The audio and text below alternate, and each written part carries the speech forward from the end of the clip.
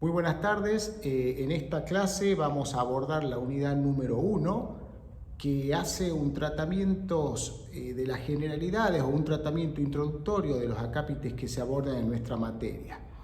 El primer punto refiere a la historia y a la evolución de las sociedades. Nosotros sabemos que cuando hablamos de derechos societarios, cuando hablamos de sociedades, vamos a encontrar antecedentes remotos. Ya en el derecho romano existían estos organismos que se denominaban sociedades, pero no tenían las mismas características que en la actualidad, fundamentalmente porque no había una clara separación entre los que formaban parte de esa sociedad y ese propio ente. En realidad, la gran difusión comienza a darse en un momento posterior y tenía como fundamento dos objetivos que se perseguían. El primero de ellos era la necesidad de canalizar proyectos comunes, es decir, cuando se asociaban, cuando se reunían dos o más personas para realizar algún tipo de actividad, necesitaban un encuadre jurídico a esa asociación. Y el segundo de los motivos por el cual este concepto sociedad comienza a tener importancia refiere a la necesaria limitación de la responsabilidad que perseguían ciertos emprendedores cuando, por ejemplo, lanzaban flotas marinas al mar para una aventura o para realizar algún tipo de experiencia de comercialización novedosa y querían que la suerte de esa aventura, para llamarla de alguna manera, no pudiera repercutir en el resto de sus negocios. Entonces, un empresario que de pronto estaba consolidado en su actividad, tomaba una parte de su patrimonio, lo dedicaba a las embarcaciones y a realizar, por ejemplo, actividades de comercio. Sobre todo esto se dio en Italia y en el mar Mediterráneo. Este empresario legítimamente aspiraba a que si le iba mal en ese emprendimiento, ello no tuviera impacto y repercusión en su principal actividad. Así nacieron los que se conocieron después en el derecho anglosajón como las companies, que son la base y el germen de la sociedad moderna. En realidad, la gran diferencia, insisto, es que en el paso y en la evolución fue que esos dos temas, que fue el reconocimiento de que esa sociedad era una persona jurídica diferente a la de los socios y la limitación de la responsabilidad, fueron cuestiones que tuvieron sus altibajos. En algunos momentos se los reconoció un poquito más, en otros momentos un poquito menos. ¿Qué es una sociedad? ¿Cuál es el concepto de sociedad? Bueno, el concepto sociedad no difiere en demasía de lo que nosotros entendemos por sociedad en el lenguaje coloquial. Normalmente dos o más personas se reúnen para hacer algo y ahí tenemos ya el germen de lo que es una sociedad. Ese algo puede ser, de acuerdo a cada ordenamiento jurídico, una actividad comercial, un emprendimiento, etcétera, etcétera. Ya vamos a analizar en detalle. Pero lo cierto es que el concepto de sociedad es muy similar al que se conoce coloquialmente, que es la reunión de dos o más personas en donde celebran un contrato porque se ponen de acuerdo y dentro del marco de ese contrato planifican hacer algo. Nuestro ordenamiento jurídico tiene una definición de sociedad, lo encontramos, primero, insisto, pertenece la sociedad al género contrato. Entonces nosotros cuando hablamos de sociedad es importante recordar lo que es contrato, para lo cual vamos a recurrir al artículo 957 del Código Civil y Comercial, que dice que el contrato es el acto jurídico mediante el cual dos o más personas manifiestan su consentimiento para crear, regular, modificar, transferir o extinguir relaciones jurídicas patrimoniales. El concepto de este artículo es muy similar al artículo 1137 que contenía el Código Civil y que rigió durante muchísimos años en nuestra legislación y en nuestro derecho positivo, que decía, muy cortito, muy breve, que hay contrato cuando dos o más personas se ponen de acuerdo sobre una declaración de voluntad común. Ahora bien, la sociedad nace a partir de un contrato, pero difiere en relación a los otros contratos en que es un contrato muy especial. Vamos a ver entonces cuál es la naturaleza jurídica de este contrato muy especial, y acá va a haber que hacer una distinción o disquisición entre lo que es la naturaleza jurídica de la sociedad y lo que es la naturaleza jurídica del contrato societario. En lo que respecta a la naturaleza jurídica de la sociedad, nosotros ya insinuamos que los que son las sociedades, o que las sociedades, son sujetos de derecho. ¿Qué significa ser sujeto de derecho? Significa ser una persona jurídica, son un ente de existencia ideal. El ordenamiento jurídico argentino, como un cúmulo, como la mayoría, como todos los ordenamientos occidentales, reconoce que una abstracción, como es una persona jurídica, va a tener personalidad jurídica. Y como va a tener personalidad jurídica, va a ser un centro de imputación diferenciada. Va a ser considerada como una persona, va a tener su nombre, va a tener su patrimonio, va a tener en definitiva características ontológicas diferentes a las de los socios. Como son personas, van a tener todos los atributos de la personalidad, por eso las sociedades van a tener un nombre, tienen que tener un domicilio, tienen que tener un patrimonio, etc.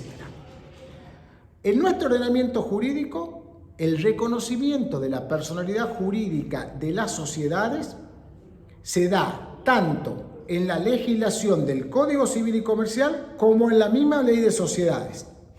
El artículo 148 del Código Civil y Comercial unificado enumera cuáles son las personas jurídicas privadas y en el inciso 2 se refiere expresamente a las sociedades. O sea que el Código Civil y Comercial reconoce que las sociedades son personas jurídicas privadas. A su vez, el artículo 2 de la Ley General de Sociedades refiere expresamente que la sociedad es un sujeto de derecho con el alcance fijado por esta ley. El segundo aspecto tiene que ver con la naturaleza jurídica del contrato constitutivo. Decimos que la sociedad presupone la existencia de un contrato. Esto es lo ordinario. Hay un par de excepciones, pero no vale la pena analizarlas. Lo ordinario es que dos o más personas celebran un contrato que es el que va a dar el nacimiento de la sociedad, y eso es un contrato societario. Y ahí hay distintas teorías en cuanto a la naturaleza jurídica del contrato constitutivo. Una primera categoría de las teorías son las denominadas teorías contractualistas. Estas teorías contractualistas dicen que la sociedad es un contrato, la voluntad de los socios es soberana, o sea, los socios son los que deciden cómo estructuran su sociedad, y se trata de un contrato bilateral. Algunos proponen incluso que la sociedad participa del propio contrato, lo cual no resulta razonable. Los que hacen el contrato son los socios. Una segunda apreciación habla sobre lo que se denomina la teoría de la institución. Esto en realidad es una teoría que nace en el derecho público y se lo adapta al derecho societario, y le da mayor importancia a la propia sociedad que al interés de los socios y los fundadores. Entonces es como que esta teoría le dice a la comunidad, cuando se forma una sociedad, lo que importa es la sociedad, y por eso es la teoría de la institución, y ya no importan los intereses de sus fundadores, de los que celebraron el contrato. Esta teoría, que nace a partir de una crítica de la teoría contractualista, no llega a buen puerto, y surge una tercera teoría, que es la del acto complejo colectivo, que dice que las diferencias que existen entre el contrato societario y el contrato en común, el contrato general, no justifican apartarse de esta teoría, y que se trata de un contrato de organización que fue creado por el legislador. El objetivo de este contrato no es otro que formar un nuevo ente que va a tener un carácter absolutamente económico. La Ley General de Sociedades lo dice en su exposición de motivos la Ley de Sociedades Comerciales, que si bien ha sido reformada por la Ley General de Sociedades, en muchos de sus aspectos está todavía vigente, se enrola en la teoría contractualista. Sin embargo, la Ley de Sociedades tiene alguna influencia en la teoría de la institución, porque hay muchas normas que dicen que va a hacerse lo posible para que aun cuando los socios no quieran continuar con la sociedad, ese ente, esa sociedad pueda continuar su existencia aun cuando los socios no quieran hacerlo. Pero la matriz es que en el derecho argentino, la Ley General de Sociedades y la Ley de Sociedades Comerciales, que es su antecesora, se adhiere a la teoría contractualista y por lo tanto considera que las sociedades son el fruto de un contrato. Un contrato, y acá hay que prestar especial atención, que tiene características totalmente diferentes a los contratos a los cuales nosotros estamos acostumbrados a analizar. Cuando nosotros sopesamos un contrato de compra-venta, vemos que mientras una de las partes tiene el interés en vender una cosa y la otra en comprarla, y que por lo tanto hay intereses que son antagónicos, en el contrato societario esa dicotomía no existe. Y además de no existir esa dicotomía, la segunda característica, que es sumamente especial, única en el derecho contractual, es que a diferencia de lo que ocurre con otros contratos, si yo en un contrato de compra-venta quiero vender un auto, vendo el auto, recibo el precio en dinero, se cumplen las prestaciones, la entrega del auto, la recepción del precio en dinero y el contrato está concluido y ha producido todos sus efectos. El contrato societario tiene una gran particularidad que lo hace totalmente diferente a los otros contratos. Esa particularidad es que se trata de un contrato procreativo. ¿Qué significa ser un contrato procreativo? Que da a luz una nueva persona jurídica. Luego de celebrado el contrato societario, si son dos las personas que se reúnen y dicen vamos a establecer las características de una nueva sociedad, en el momento en que esas personas se sientan a negociar, concluyen y el contrato, celebran el contrato, eran dos personas, pero cuando terminan ese ciclo ya no son dos, ya son tres. ¿Por qué? Los dos socios que firmaron el contrato más la sociedad que acaba de nacer. Por eso, insisto, se trata de un contrato procreativo porque como consecuencia de un contrato bilateral nace una nueva persona jurídica que va a tener una diferencia sustancial con los otros dos socios, que va a ser un ente jurídico totalmente diferente, que va a ser un centro de imputación que no va a tener relación con los otros socios y que va a tener los atributos de la personalidad como cualquier otra persona, obviamente de existencia ideal, obviamente persona jurídica, pero que va a tener su nombre, que va a tener su patrimonio, que va a tener su domicilio y que por lo tanto va a tener un aspecto ontológicamente divergente con respecto a los socios que la han formado. Esa característica del contrato societario, su naturaleza procreativa porque da a luz un nuevo ente, es una de las más importantes características que tiene el contrato societario. En el punto 1, acápite 4 del programa, se menciona las diferencias que existen entre dos conceptos que muchas veces se confunden, que muchas veces se utilizan como sinónimo, pero que sin embargo son muy diferentes. Nos referimos a los conceptos sociedad y empresa. Puede haber sociedad sin que haya una empresa y puede haber una empresa sin que esté organizada como una sociedad.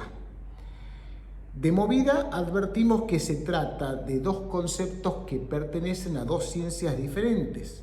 Mientras el concepto empresa es un concepto que está definido por la ciencia económica, el concepto sociedad es un concepto que está definido por la ciencia jurídica. La empresa es un concepto económico que refiere a una organización que coordina y controla distintos factores de la producción. Cualquiera de nosotros puede tener una organización que se dedique a fabricar un sinnúmero de cosas. Y esa organización, por pequeña que sea, va a ser una empresa.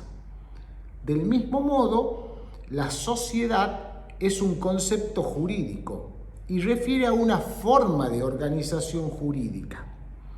Una empresa, por ejemplo un agricultor, puede ser organizada sin una sociedad.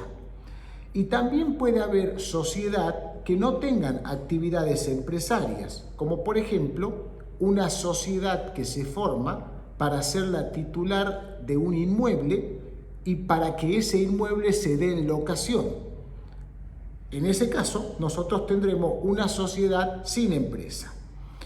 Mientras la sociedad es el continente habitual, no es el continente forzoso de la empresa. Por lo tanto, hay que tener muy claro que aunque a veces como una licencia lo utilizamos como sinónimo, son dos conceptos totalmente independientes. Ahora bien, el concepto sociedad no se ha mantenido incólume y sin modificaciones durante todos los años en que estuvieron vigentes las distintas normas que la regulan.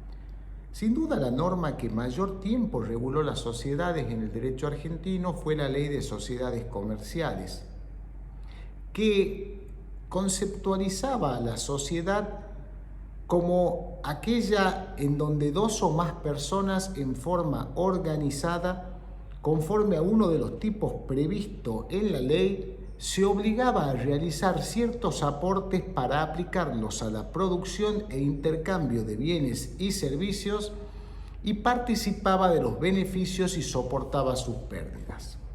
Este concepto, que todavía está vigente, ha sufrido con el tiempo ciertas modificaciones. Si ustedes desglosan la definición, advertirán que nosotros expresamos que habrá sociedad cuando dos o más personas. Es decir, que durante muchísimos años, en el derecho argentino, la existencia de una sociedad presuponía la confluencia o la participación de dos o más personas. La posibilidad de tener una sociedad con una sola persona fue rechazada durante muchísimo tiempo en el derecho argentino. Sin embargo, ya desde hace muchos años, en el derecho comparado, en muchos países de Europa, Alemania, Italia, Francia, España, se aceptó la posibilidad de que existieran sociedades con un solo socio, que se llaman sociedades unipersonales. Esa es la razón por la cual en la última reforma finalmente el derecho argentino admitió esa posibilidad y modificó el concepto de sociedades. Se eliminó la parte en la cual se dice que habrá sociedad cuando dos o más personas y se la reemplazó por la nueva definición que refiere a que habrá sociedad cuando una o más personas, permitiendo de ese modo y posibilitando que existan las sociedades unipersonales. Lo segundo, como habrán visto también que en la definición referimos que habrá sociedad comercial. En la inteligencia de nuestra organización jurídica, desde el momento en que Vélez, o en el momento en que Vélez sancionó el Código Civil y el Código Comercial, se separó claramente estas dos égidas. Por un lado, las actividades civiles y por otro lado, las actividades comerciales. El estatuto del comerciante tenía una particularidad tan importante que merecía una legislación separada, diferente. Y las sociedades fueron originariamente concebidas para realizar actos de comercio, para ser empresas, para organizar actividades lucrativas. Por lo tanto, nosotros teníamos dos regímenes, un régimen de las sociedades que no tenían actividad comercial y un segundo régimen que se refería a las sociedades que tenían actividad comercial. Por eso, la ley se llamaba Ley de Sociedades Comerciales. Con la última reforma, se abroga el Estatuto del Comercio, se deroga el Código de Comercio, se lo unifica el Código Civil con el Código Comercial y se modifica también lo que antes se denominaba Ley de Sociedades Comerciales, que pasa a llamarse Ley General de Sociedades, que regula y es aplicable a todos los tipos de sociedad. Por eso también cambió la definición y ya no habla de habrá sociedad comercial, sino refiere lacónicamente habrá sociedad, eliminando el adjetivo comercial. Con esta introducción, casi sin querer, adelantamos cuál fue la regulación jurídica de las sociedades en nuestro derecho. Reiteramos, históricamente existieron dos grandes tipos de sociedades. Por un lado, eran todas aquellas sociedades que realizaban todas las actividades que no eran consideradas comerciales.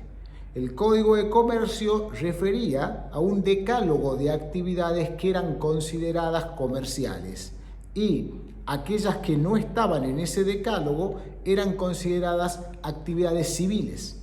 Por lo tanto, la primera distinción de las sociedades fue entre aquellas sociedades que realizaban actos de comercio y eran sociedades comerciales y un segundo grupo de sociedades que realizaban actividades civiles y por lo tanto eran sociedades civiles. Las primeras estaban regidas por el Código de Comercio y posteriormente por la Ley de Sociedades Comerciales, las segundas estaban regidas por el Código Civil.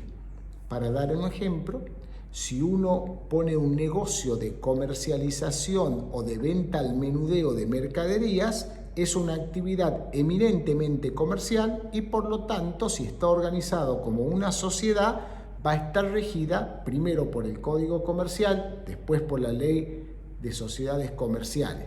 En cambio, si la persona se dedicaba a la agricultura no estaba dentro del decálogo de actividades comerciales y por lo tanto no iba a estar regida por el Código de Comercio, sino por el Código Civil. Y si estaba organizada como una sociedad, iba a ser una sociedad civil. La primera modificación importante que se produce es con la sanción de la Ley General de la Ley de Sociedades Comerciales, porque esta Ley de Sociedades Comerciales avanza sobre esa distinción y dice: no solamente voy a regir sobre todas aquellas sociedades que tengan una actividad comercial, sino que también voy a regir sobre todas aquellas sociedades que elijan uno de los siguientes tipos, atención con esa palabra, tipos, para organizarse. ¿Qué significa los tipos societarios? Para que ustedes entiendan, el ejemplo que vamos a dar es el de una sastrería, en donde ustedes entran y observan que existen distintos trajes. En una sastrería a medida, ustedes podrían encargar al sastre que le prepare el traje que ustedes quieran. Pero en este tipo de sastrerías especial, ustedes tienen un perchero en donde tienen una cantidad determinada de trajes. Y ustedes tienen que elegir en ese menú, en ese perchero, cuál traje les resulta más cómodo. Muy bien, la Ley de Sociedades Comerciales era como un perchero en donde se colgaron distintos trajes y los empresarios debían elegir cuál de los trajes se ajustaba mejor a sus necesidades. Y cada uno de esos trajes se denomina tipo societario. Si a mí me resultaba cómodo hacer una sociedad anónima, elijo el traje de la sociedad anónima y la sociedad anónima es un tipo societario. Si a mí me quedaba más cómodo una sociedad de responsabilidad limitada, elijo el traje de la SRL y la SRL es un tipo societario. Entonces la Ley de Sociedades Comerciales ofrecía un menú de tipo societario, con tal suerte que más allá de cuál fuera la actividad que realizaba la sociedad, toda sociedad que se organizaba eligiendo uno de esos tipos, eligiendo uno de esos trajes a medida, se regía por la Ley de Sociedades Comerciales. En cambio, cuando una sociedad no elegía uno de esos tipos y además no realizaba actos de comercio, no se regía por la Ley de Sociedades Comerciales, sino que era considerada una sociedad civil y estaba regulada por las disposiciones que al respecto tenía y contenía el Código Civil. Con la derogación de los códigos civiles y del Código Comercial y la unificación de ese código, se eliminaron todas aquellas referencias a qué son los actos de comercio. Desapareció en el derecho argentino la noción de comerciante, Ya no se puede diferenciar si una actividad es civil o comercial porque los conceptos o los artículos que referían a esas actividades y permitían diferenciar unas y otras fueron derogadas. Y lo que se hizo es poner a todas las sociedades, más allá de cuál fuera su objeto, más allá de la forma en que se hubieran organizado, en un solo lugar y en una sola regulación, que es la Ley General de Sociedades. La Ley General de Sociedades, que está actualmente vigente, receptó muchos cambios, no todos, pero muchos cambios de los propuestos por la doctrina en los últimos 10 años, juntó, reunió y legisló a todos los tipos societarios y va a ser la matriz legislativa para entender el funcionamiento de las sociedades en el derecho argentino.